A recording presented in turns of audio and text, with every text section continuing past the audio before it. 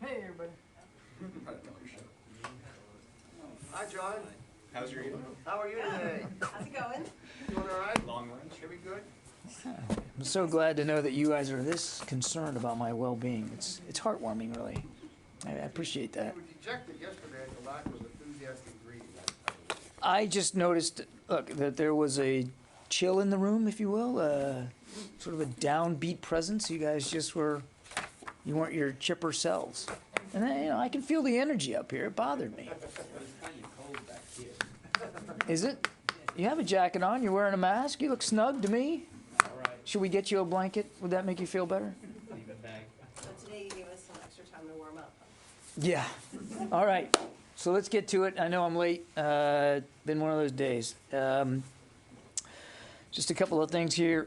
This morning, Secretary Austin had a phone call with the South Korean Minister of National Defense, Seo-wook, to discuss the security environment, of course, on the peninsula. The two leaders strongly condemned yesterday's ballistic missile launch by the Democratic People's Republic of Korea, which they noted threatens the peace and stability of the Korean Peninsula and the Indo-Pacific region. They committed to close cooperation to enhance the U.S.-ROK alliance deterrence and defense posture. Secretary Austin reaffirmed that the ironclad U.S. commitment to the defense of the ROK, leveraging the full range of U.S. military capabilities to include extended deterrent capabilities. The Secretary also congratulated the minister on his successful tenure as Minister of National Defense, noting that the alliance had, in fact, been strengthened under Seo's leadership. On another note, on the 20th of April, I think you all were tracking, Secretary Austin had a phone call with the PRC Minister of National Defense. We've received a few inquiries, and I would just like to address a little bit of some inaccuracies out there in the information space. Specifically, the PRC Ministry of National Defense published a readout of their own, which erroneously claimed that the United States adheres to the One China principle. The Secretary did not say this. Rather, Secretary Austin made clear that the United States remains committed to our One China policy, as enumerated in the Taiwan Relations Act, the 3 joint communiques, and the 6 assurances. And then lastly, if I could, just to address an issue which I know is on everyone's mind today, and this is the issue of intelligence sharing with Ukraine. I just want to stress a couple of things. First, the United States provides battlefield intelligence to help Ukrainians defend their country. We've talked about that quite a bit. We do not provide intelligence on the location of senior military leaders on the battlefield or participate in the targeting decisions of the Ukrainian military. The Ukrainians have, quite frankly, a lot more information than we do. This is their country, their territory, and they have capable intelligence collection abilities of their own. Ukraine combines information that we and other partners provide with the intelligence that they themselves are gathering on the battlefield. And then they make their own decisions, and they take their own actions. And I think it's important not to forget this is a war the Russians started, and of course they can end it tomorrow. And with that, we'll take questions. I think, Lita, you are up first, and you're on the phone. Yes, thanks, John. Can you tell us whatever visibility you might have on the situation in Mariupol have you got any sense of how many of the Ukrainians are still there and how many, even in broad numbers, Russians are still fighting in that area? And then a second quick one, have you seen any indication that the exercises by Belarus are concerning at all, or any indication that Belarus is poised to get more active in the war or in any way? No indications that Belarus has intentions to become active in the war in Ukraine, and I'll let them speak to their exercises. But we're not tracking indications that they're planning to or intend to get involved directly in the war in Ukraine. On Mariupol, we still see Mariupol under siege from bombardment through airstrikes predominantly. We still assess that that Ukrainian soldiers are still at that plant. They've said it themselves, and are still resisting. We again see the violence that's being visited on Mariupol and the destruction that's being caused there as a continued bombardment by Russian airstrikes in Mariupol. I don't know if that answers your question or not. Do you have any sense of how many Russian troops, even in very broad terms, might still be around Mariupol? We have been told by others about Russian troops leaving that area. I was wondering if you had any sense how many remain. I want to be careful a little bit here, and because our knowledge of Russian force dispositions, it isn't perfect, Lita. I think in general we would assess that the majority of Russian forces, ground forces that were dedicated to Mariupol, have left and have moved to the north, the north away from Mariupol, and that a small number,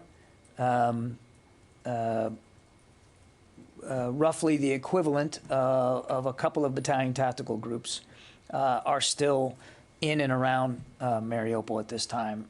Predominantly, the activity is largely through airstrikes in and around Mariupol, and certainly at the Azovstal plant.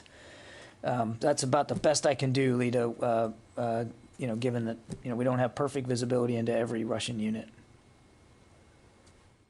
Idris. Just two quick questions.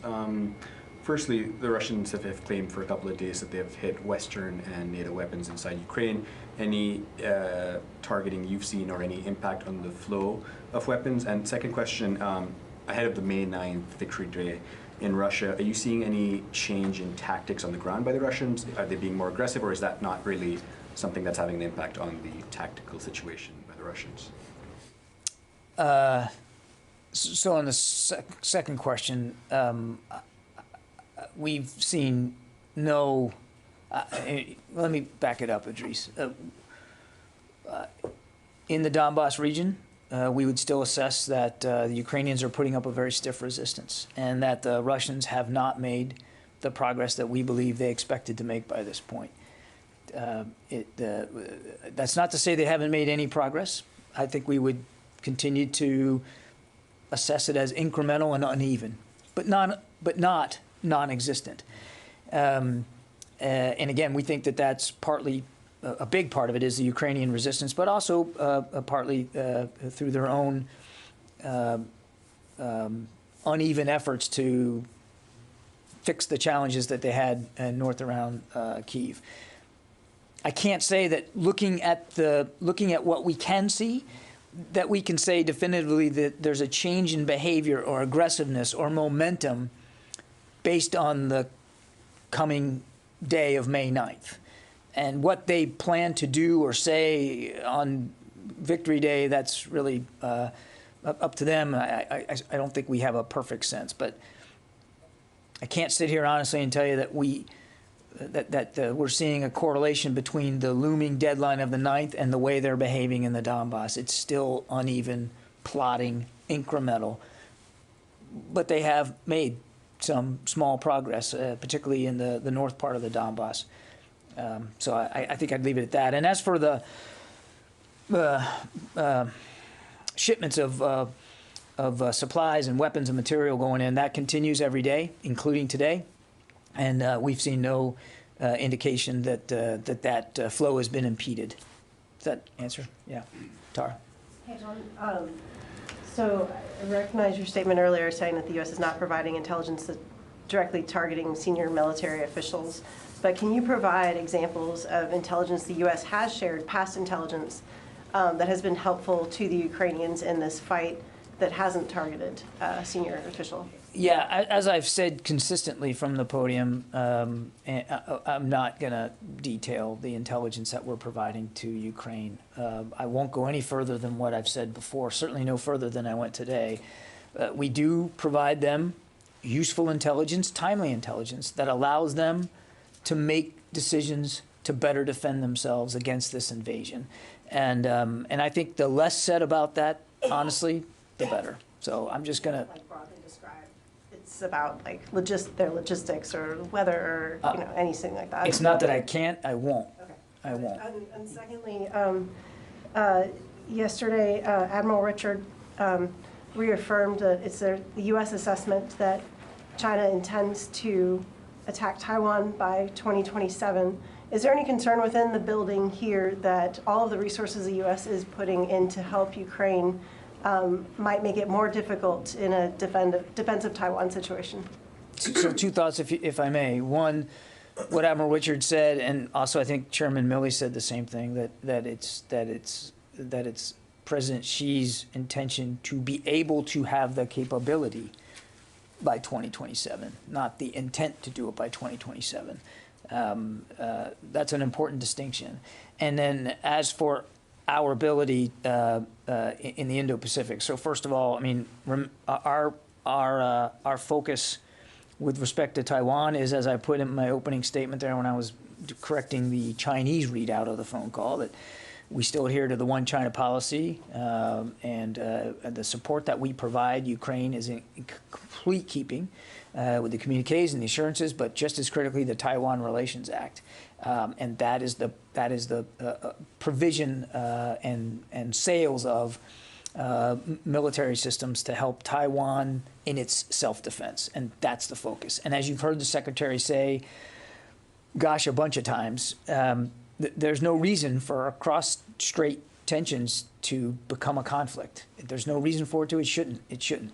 That we continue to not want to see the status quo militarily changed in a unilateral way, and we're committed to that Taiwan Relations Act and to providing the capabilities. Now, we've also heard the Secretary say, and he said it in budget testimony just this week, and certainly it's in our national defense strategy, that China's the pacing challenge. And if you look at our budget, which is a big one, $773 billion, a record number of dollars dedicated to research and development of new kinds of capabilities that get at what the Secretary calls integrated deterrence, which gets at our ability to defend our security interest in the Indo-Pacific specifically, not just in the Indo-Pacific, but certainly as we're talking about China right now, related to that. We have 5 of our 7 treaty alliances are in that part of the world, and we take those commitments very, very seriously. So there's an awful lot, if you just unpack that budget, to see that we are investing not only in capabilities, but in operational concepts to help us deter conflict with any adversary, and certainly we would consider the PRC a challenge in that regard, in a way that would I think, be robust enough going forward. I guess to ask the question in a better way, you I have didn't the think there was sales. anything wrong with the way you asked the question. Thank you. You have the sales of military systems for Taiwan, but you've also seen this ramp up for domestic production of systems, not only to help supply Ukraine, but to backfill U.S. stockpiles, backfill NATO members. So is there a strain there? Can both be supplied within not only the 2027 timeline, but the very near term? Well, again, let's not get fixated on the 2027 timeline, but what we're doing to support Ukraine. So first of all, the short answer to your question is we're not concerned about that a focus on Ukraine is somehow going to take our focus or eye off the Indo-Pacific, or specifically our obligations under the Taiwan Relations Act. The material that we are sending to Ukraine almost completely so far has been under drawdown authority. So it's material that we have on our shelves and in our inventory and in our warehouses on our bases that we are providing to them because they're in an active fight. Right now, the focus of that is long-range fires and the artillery and all that because of the Donbass region. And that support, which we continue to provide, does not affect in any way our obligations under the Taiwan Relations Act or the other ways in which we're supporting Taiwan. Okay? Yeah. Thank you. Russia's Ministry of Defense just announced that they had participated in nuclear-capable missile strikes or launches, practicing these nuclear-capable missile launches in Kaliningrad, which is, near the U.S. Baltic allies. Because of this, is the Pentagon considering, ramping up its defenses on NATO's eastern flank? And honestly, how concerning is this that he has done this? He's had these actions. He's done previous actions with nuclear-capable launches, and Putin is failing or has been delayed in Ukraine. Well, again, look, we've decried the escalation in rhetoric by the Russians now numerous times when it comes to nuclear weapons, and it's not the behavior of a responsible nuclear power to engage in that kind of rhetoric. And I would just tell you that, as I said many times before, we monitor this every single day. We're comfortable and confident that our strategic deterrent posture is well placed and robust enough to defend the homeland as well as our allies and partners. But it is uniformly unhelpful and irresponsible for the Russians to regard and speak to, boast about their nuclear weaponry. There's no reason to bring it to that level. I think we can all agree that the specter of a nuclear conflict between the United States and Russia is good for no one. Certainly not good for Russia, it's not good for us, and it's not good for Ukraine or the region. Has that exercise or has this rhetoric resulted in us changing the footprint on NATO's eastern flank? No. We are still at just over 100,000 U.S. troops in Europe. The additional 20,000 that we've put in place since February is rotational. And they are still there on those rotational orders. I don't have any updates or changes to that, but there's been no change to footprint, not just on the eastern flank, but anywhere in Europe as a result of these comments or these exercises.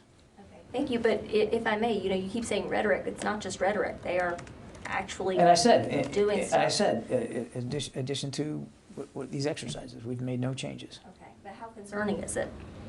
I thought I answered that before. It's obviously concerning. I mean, as I said, this is not the behavior of a responsible nuclear power, particularly given what's going on in Ukraine right now and the focus of the international community on what's going on in Ukraine right now.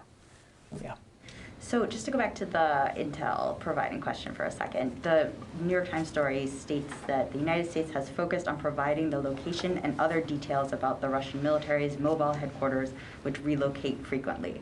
Are you saying that that is false? I am not going to talk about intelligence sharing from this podium. I think you can understand why I'm not going to do that. We share relevant and timely information and intelligence with the Ukrainians that allow them to make decisions to defend themselves. As I said in my opening statement, it's not just the United States either. Other partners share information and intelligence with them, and they have robust intelligence collection capabilities of their own. I'm not going to talk about intelligence sharing with any more detail than that. Well, you did say we do not provide intelligence on the locations of senior leaders on the battlefield. I stand by my opening statement, but I'm not going to get into the eaches of every little bit of information sharing that we do. Just one other on Taiwan.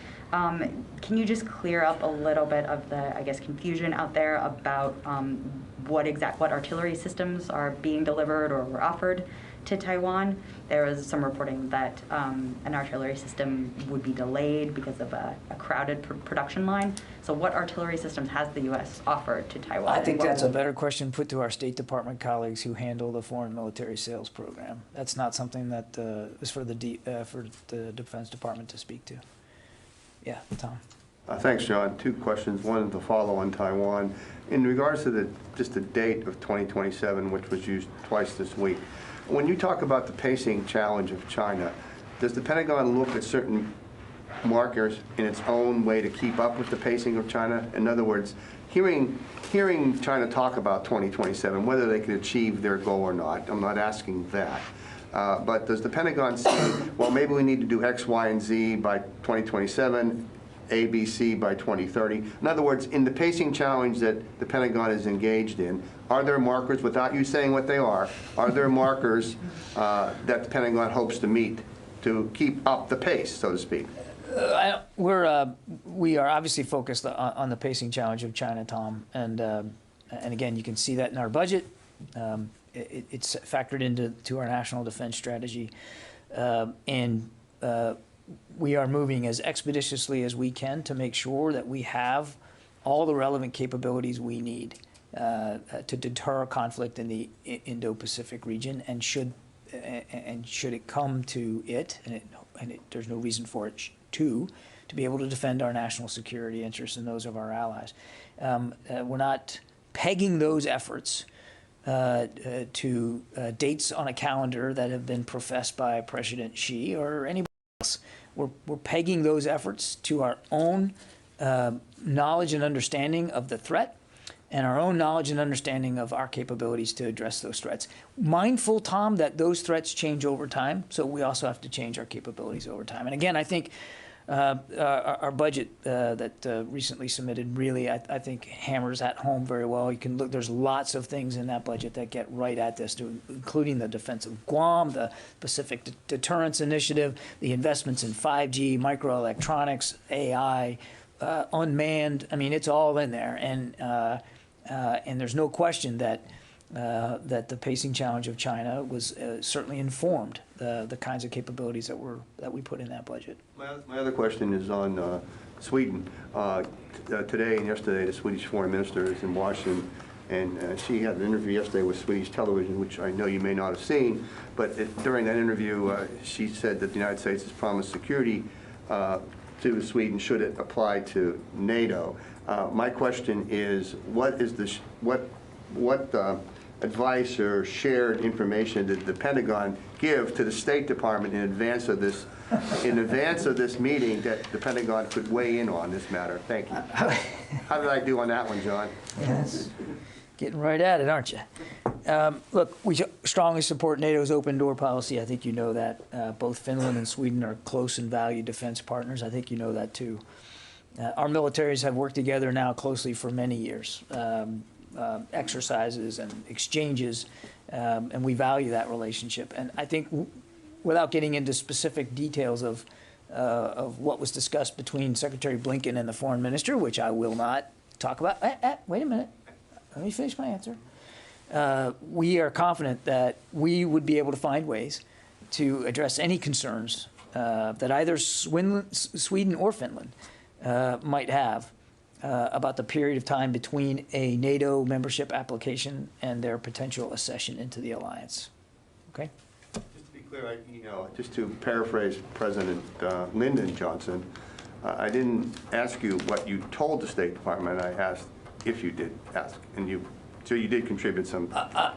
I'm not going to talk about internal interagency discussions, and I'm not going to get ahead of the State Department here. This was their meeting, and they should speak to it.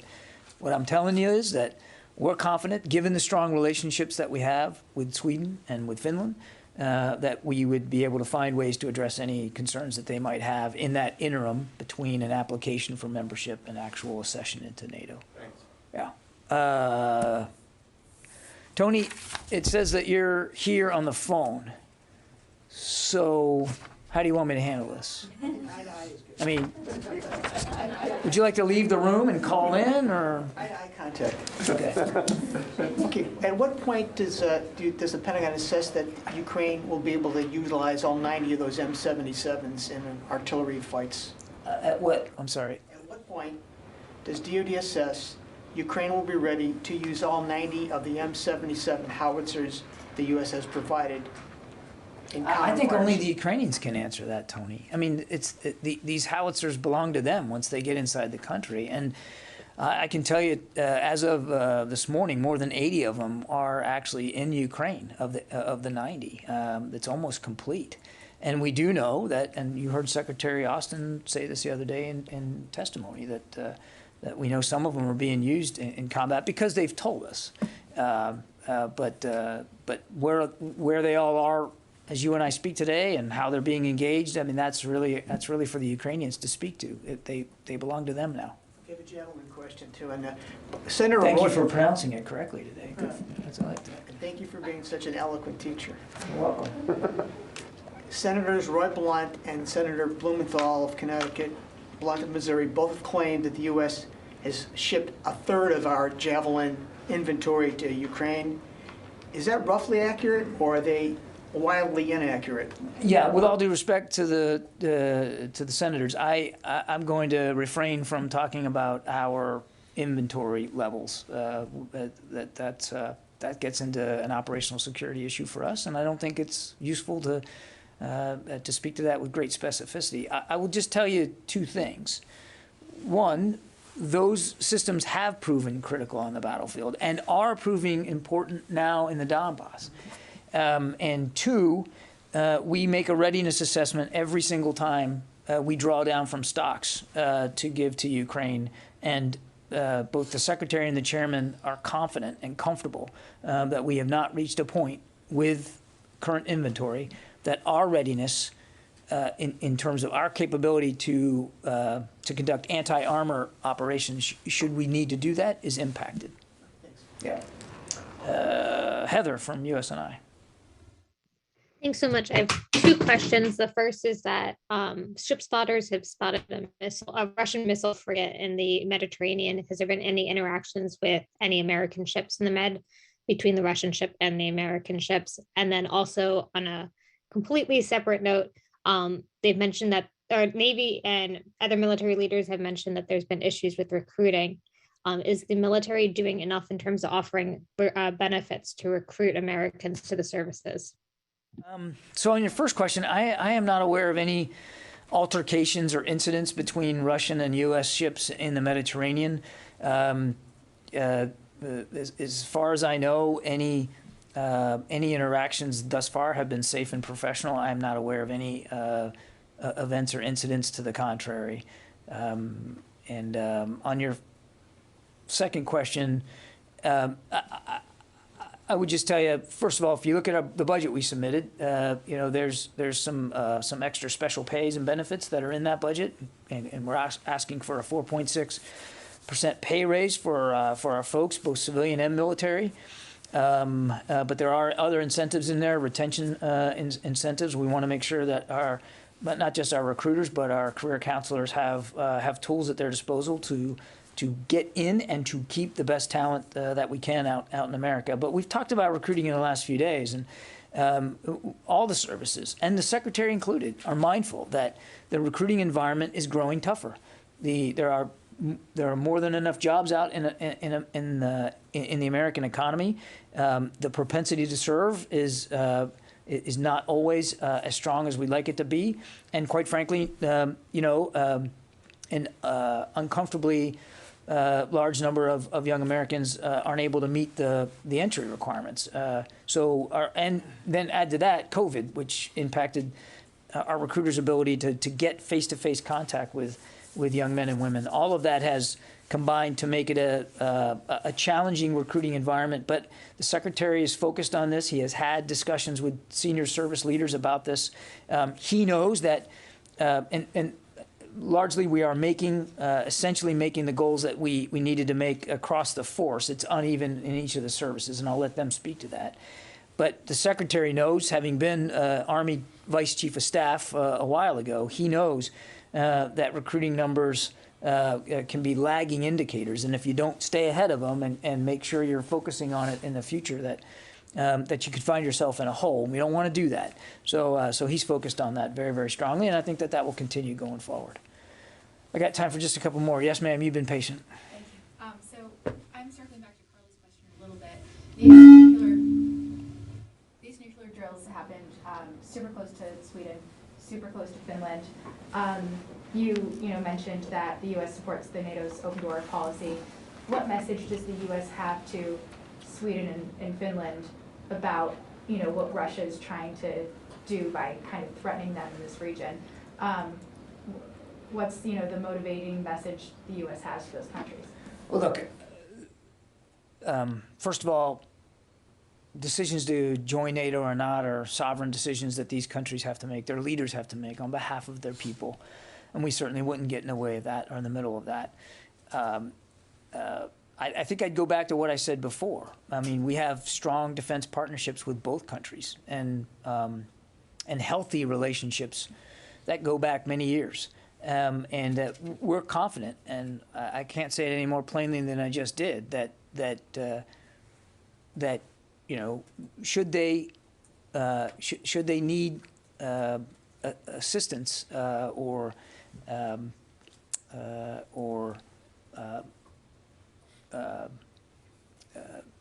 security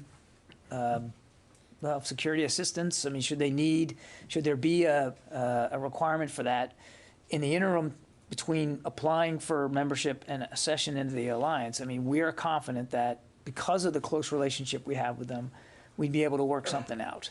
And I think that's the healthiest thing that we can say right now. Again, these are modern militaries, very capable militaries.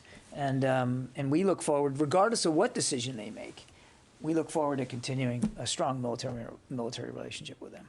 Thank you. Yeah. I think you're going to have to be the last one, Paul. I'm going to get two in here.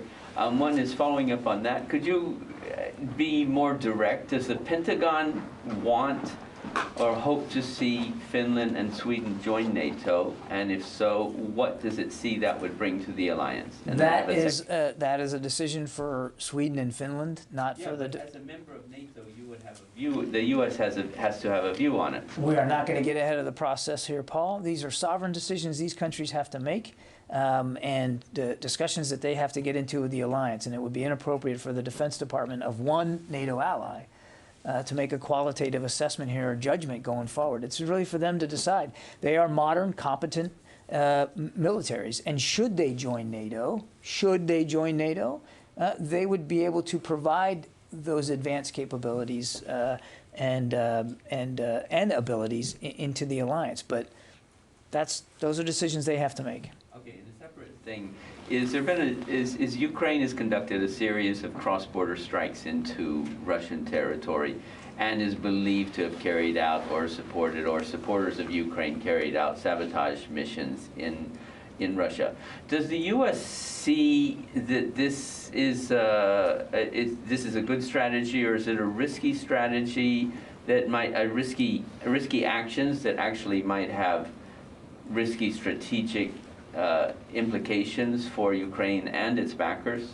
I think the Ukrainians should speak for the operations that they're conducting or not. We're not going to do that. Our focus is on helping them defend themselves against an illegal and unjust and quite brutally violent invasion in their country, and that's what we're focused on, making sure that they have the tools and the abilities to defend themselves. But I have not, since this began, nor am I going to start now, talking about Ukrainian operations in the field. Okay? All right. Hey, since Janie's not here, can I ask a South Korean question? Sure. Does the Pentagon believe that the defense minister from the Republic of Korea will remain defense minister when the new president takes office next week? And what's my answer going to be to that? I think that is a decision for the South Koreans. Thanks. Appreciate it, everybody.